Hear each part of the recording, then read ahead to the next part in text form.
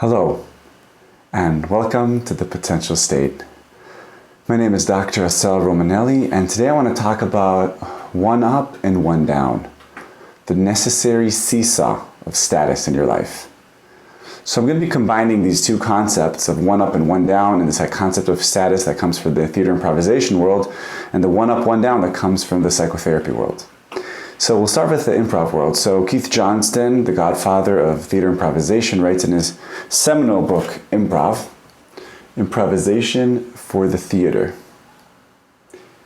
So he writes about status, and that was his term when he was trying to direct people to act on stage, to improvise. He realized that something was unnatural until he realized that in life we're doing this constant exchange of status, of power. Not status in the sense of how much money you have, but how much power do you have in this in relationship. Are you the more powerful one or the less powerful one? And he defined it as high status, which means when I'm holding myself up, moving less, speaking slower, not breaking eye contact, more rhythmical talking, taking your time, and low status, which is blinking, touching your face, mimicking. So we have our status preferences, and every time we interact with someone, we move between these two statuses. We sometimes go high, explaining a point, and then we ask a question, the other one goes high, and we kind of either break eye contact or move a little bit. So in life, we're most of us, or the majority of us, are natural status givers and takers. On stage, sometimes we freeze. We either go really high or really low. But also in life, sometimes each one of us has a preferred status. And this is what Keith Johnston has to say about preferred status. My belief at this moment is that people have a preferred status, that they like to be low or high, and that they try to maneuver themselves into the preferred position. A person who plays high status is saying, "Don't come near me, I bite." Someone who plays low status is saying, "Don't bite me, I'm not worth it." In either case, the status played is a defense, and it usually will work. It's very likely that you will increasingly be conditioned into playing the status that you found an effective defense. You become a status specialist. Very good at playing one status, but not very happy or competent in playing the other. Asked to play the wrong status, you'll feel undefended. So if we take this into the psychotherapy world, there's this concept of one up and one down. It talks about therapist trainings. As a therapist, I come one up, the knowledgeable one, I know what you guys need to do, this is what you guys need to do. Or one down is, I'm just curious, explore it together with you. We're more the same eye level. I'm not coming in as an expert, I'm coming as a concerned friend or as a concerned guide. And what I've noticed is each one of us has a preferred status / a one up or one down. Low status usually comes from a one down position. High status usually comes from a one up position. And what I've discovered is that I think these both defenses come usually from us feeling as kids that we're not worthy. We're not worthy, we're not important enough, we're not special enough. So each one of us finds a way to kind of compensate for that or to protect ourselves from that. So we'll start from the low status. So the low status usually will perceive, or people that go one down will usually perceive people that are high status or one up as arrogant, as lonely, as it's confining, right? And so they don't want to be like that. Oh, those people are so full of themselves, right? And what they're gaining, their secondary gain, is that they're much more approachable. They're more, more flawed, so people feel more comfortable talking to them. It's much more of a connection. The price they pay for that is that they feel small. And a lot of times they will be attracted, they will kind of be getting sucked into the victim triangle. They will become the victim, and people will either tell them all the time what they need to be doing, or giving them advice, or managing them, right? So this low status, even though it gives you the idea of powerless communication, which is what Adam Grant talks in his book, Give and Take, about the people that are kind of low status are more approachable and actually more effective because they're not domineering, right? So we gain that, but we kind of lose a sense of power in the relationship or authority. The other type of people, again, needing to protect themselves, needing to feel worthy, they go to the high status, so they experience the world from the one-up position. And when they look down at the low status people, what they're going to be judging them as weak, as being pathetic, as being needy, as being clingy, they'll see them as victims, and they don't want to be victims. But obviously they're compensating for feeling sometimes that they're not safe, that they're not big, so they have to pretend like they're bigger than they are. So they gain power, authority, respect, but sometimes the price they pay is that they seem arrogant and they're a bit more lonely because people are less approaching them. And when two high status or when two one-up people meet, there's a clash. There's going to be a competition. Who's going to win? When there's a high status and a low status meeting, it complements each other. Okay, now usually what will happen, we come in a little bit over and under, and we just do like this. That's the usual dance we have in an interaction, in any conversation we have. When somebody's too rigid and doesn't move, that's when the relationship is going to feel either a bit weird or a bit stuck, or you won't enjoy having a good time with that person because he or she is not moving. You're always like you're feeling forced into low status. And really the whole concept of in improvisational training or in psychotherapy is to help people go one up and one down, having the ability to be high status and low status and all the different shades in the middle. And that's when the healing comes, because when I can be both and both feel natural enough to me, then I can bring different sides of myself. I can choose to be being knowledgeable and authoritative, and I can also feel weak and vulnerable and needy. It's not either or. And obviously, if I'm only a specialist in low status, I'll be attracting to my life high statuses. And that's going to be my life's journey, is to kind of find a way to raise status. And if I'm always in high status, I might want to learn how to lower my status sometimes to be more approachable, so people come closer to me, so people open up to me, so people lean on me, so I don't feel so alone. And I can also lean on them, because when I lower my status, it's not humiliating for me to actually lean on someone else. And I want to give a few examples how this manifests, and then I will give some tips.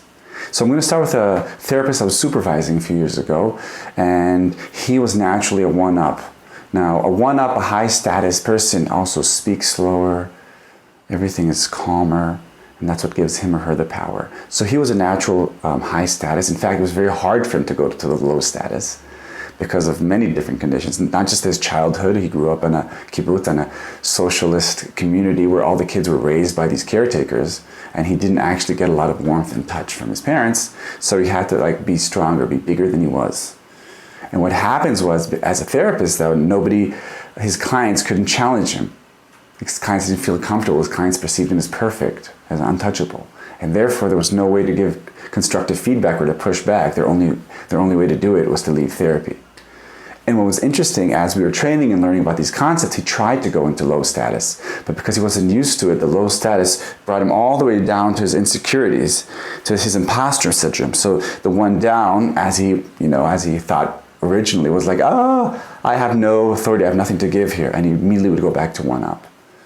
So here's a classic example of someone who couldn't be in touch with his low status. And the low status felt humiliating and felt small and felt imposter. But he started to see the prices he was paying for being stuck in the high status. Another example is eldest kids usually, including my brother, including a lot of my friends who are eldest. Sometimes they feel like they need to be in high status. They need to be strong for their little brothers or little sisters. So when you talk to them, they're always going to give you advice. They're never going to really lean on you. They're going to wait. You're going to say something, and they're going to kind of turn that into kind of either a question, or it's their chance to tell you what they've learned. And it's very benevolent. They love you, but they're coming from the high position. And over time, if in the friendship, the other person is always in a high position, it's going to be tiring, because at a certain time, you actually want to also feel like you're giving something back to the high status, to the one-up person. And you have another woman I know, like other friends I have, are extremely low status. And you keep feeling like on one hand, they make you feel really good about yourself because they're lower than you. So they're turning to you to advice or everything. You're so like, wow, that's so important. They never challenge you on anything, right? But over time, the price they pay is it's just boring. They become boring, and it's tiresome to always try to lift up their status. Because we unconsciously do this. We don't really enjoy extreme status differences. We try to raise them, and they resist. They stay low, and they have very little confidence, and you have to keep always encouraging them. But that is tiring over time. And that also creates the victim triangle, right? Because if I always need to try to lift them, so I'm either their savior trying to say, you got this, or I'm their aggressor saying, enough, stand up straight, say something. And as a playback theater conductor, many, many times when people come on stage and tell a story, especially unfortunately women that are conditioned to be in low status, because a high status woman seems aggressive and is threatening, especially to men. So we've socialized girls and women to be more low status, playing shy, turn their head away, and not like we socialize our boys and men to be stand up straight. So a lot of times when they're telling a story, they'll start with, well, this is not a really big story, or they'll kind of go low status. And it's been years of training saying, stop apologizing. Tell your story. You have an amazing story. Stop belittling it. And I want to give another example with my parents. So my dad is a very high status person. Now he's also tall and he also speaks very slowly. And he's adopted a high status position. And when he speaks, he's very authoritative. My mom is the other extreme. She's a very, very low status. Physically, she's touching, she's talking, she's asking a lot of questions. She's very open to feedback and thinking.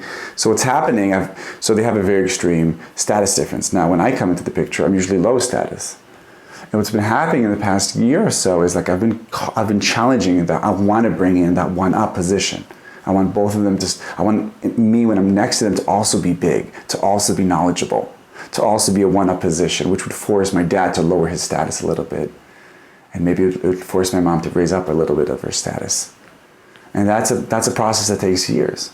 That again and again, I need to... So Keith Johnson talks about the physical aspects. The physical aspects of raising status is slowing down, standing taller, blinking less, being more monotonic in your voice, less breaks in the speech, less ums, ands, likes. Or if you want to lower your status, you break eye contact, you move a little bit more, you touch your face. So he's talking about that from the physical aspect. I'm talking about more of the psychological, the spiritual, the emotional, which is I am big and I have something to give. I'm not just a one down. So as you can see, my natural status is a low status. And through the years, I've had to adopt and learn and try to practice the high status, which is less comfortable for me. So at certain moments when I'm very passionate, I'm going to go high status, my body will become symmetrical and I'm going to say something that's important to me. And at other times, I'm going to break eye contact and go either move a lot because I'm also kinesthetic or think to myself or kind of speak a little bit faster than break. So for the high statuses out there, you need to learn how to lower status, not just physically, but also allow yourself to be vulnerable. And being vulnerable and asking questions or advice does not make you small. It makes you human. And for the low status people out there, high status is not arrogance. High status is respect and power. And you earn it and you deserve it and you've got it. And you can also be high status. So how do you do this? How do you expand your status abilities? How do you expand being one up and one down? So the first thing is recognize your preferred status. Film yourself or have someone take pictures or ask for feedback. What's your default status? Are you more low status? Are you more high status? Are you usually take a one up position in conversations? You should take the one down. Once you know that, write down all the kind of the negative or whatever stereotypes you have, negative and positive, of the other status. So people that are very confident are, or high status is like what? And just after you make that list, see which ones are real and which ones are just your stereotype. I once knew a woman who said, I don't want to be a manager because being a manager is lonely. Why? How is that based? On what did she see that? What was her evidence for that? It's probably a low status person who sees being high status, being a manager, calling the shots, as being very lonely because high status is not so familiar for her. So obviously what I don't know seems scary, seems weird, seems undesirable. Then after you've done that, you've realized, okay, some of these stereotypes are just my fantasy or not real. Choose one relationship where you feel there's a bit more flexibility. And try to play the other polarity. You can either show them this episode or just explain these concepts and try to go a little bit one up and see what happens. At the beginning, expect ruptures because people are not going to like that. They're going to push you back to your preferred default position. So if you're high status and you go low, people are going to say, hey, are you okay? What's wrong? You seem really unsure of yourself. And if you're low status, you're going to go, whoa, calm down, which basically means lower your status because you're threatening me. So choose a relationship where you have that, explain this, and then go for it. And you'll see these ruptures, and it's going to be a realignment. Now, in most interactions, if you go high, the other one will go low. Or if you go low, the other one will go high. What's going to happen in the beginning, it's going to be like, there's going to be confusion. Each one of you is not going to really know what to do. The homeostasis is going to be broken, and there's going to be this fumbling, this kind of uncomfortable, not really sure where this is going to go. Breathe through that. Breathe through that. And hopefully over time, you're going to find a second order change where each one of you can be high and each one of you can be low at moments. And what you're going to be experiencing is a wider range of freedom. So if I'm giving an example, so now when I'm in the clinic, I can come up, I can be an expert, quoting from books, talking about things I know, and there are other moments I can say, I have no idea, let's think about this together. Or even I can ask a client, teach me this concept. If they bring a concept from their world that I don't know, I'm happy to go into one down position and say, tell me about that. It doesn't threaten who I am. So I've built this confidence in myself that I can go low and I can go high. I was also a facilitator. It's much more hard in my personal life, right? It's harder to do it in our marriage, especially when we kind of have our roles in certain areas, whether it's money or sex or power or knowledge or intellect or politics. It's much harder to kind of shift that balance. And obviously in parenting. In parenting, we start off as the one-ups, the ultimate one-ups. And I think all of adolescence, raising a teenager, right, is all about renegotiating the status. How do we let them feel like they're high status, like they're adults, and we need to go sometimes low without completely reversing. And a lot of times what I see is parents that insist on staying in the high status will lose at the end of the day the closeness with their teenagers, because the teenagers are asking, let's mix this up. Let's have high and low. And at the end of the day, if we're talking about differentiation, which is my ability to be myself and to be close to other, or in this term, it would be to be big and together, and with the ability of also being small. It's the ability to be big and small with other people in my life. So if we want to raise differentiation, we need to be able to bring the one up and the one down, to feel that both are equally valid and that I am worthy and I can do both. And if I'm up, it's because I'm also worthy, and if I'm down, I'm also worthy. Each one is equally valid, each one is equally important. And remember that at the end of the day, we have one life to live, and we want to feel as free and as open and as flexible. And we want to have a chance to always bring more and more self-states, more and more shades of who we are into this world, into our professional and personal relationships. So what comes up must come down, and what goes down must come up at the end of the day. So I'm inviting you to go out and practice that. And I wish you all good luck. My name is Dr. Assael Romanelli, and this was The Potential State. I'll see you next time.